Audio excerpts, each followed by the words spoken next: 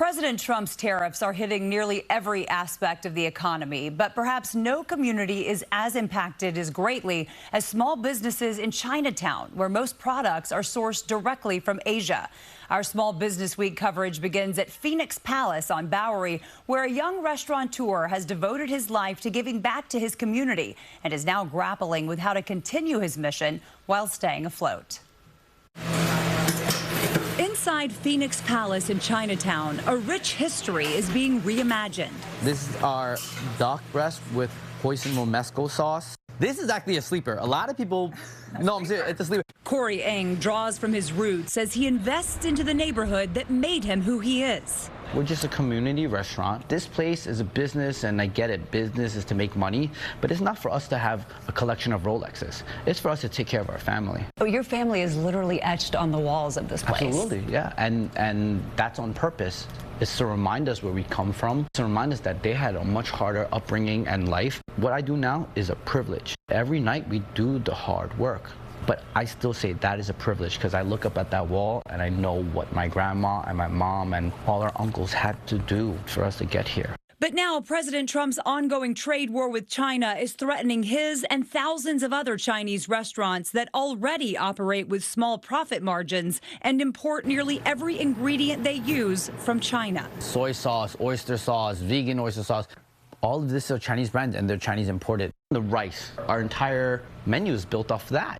Even our beers, now it's doubled. And they're like, who's gonna pay 20 bucks for a beer? It's impacting us every time we put food on the table. After the White House slapped a 145% tariff on Chinese imports, prices of imported goods skyrocketed. A 40-pound bag of rice, typically priced at $25, is now selling for around $61. Ng says restaurateurs are scrambling to plan, and some of his suppliers have warned they may shut down for a few months just to stay afloat long term. Our communities are asking the questions, what are you going to do? And no one has the right answer because, like I said, it changes every day. As soon as you think you're going some way, they can just pull it.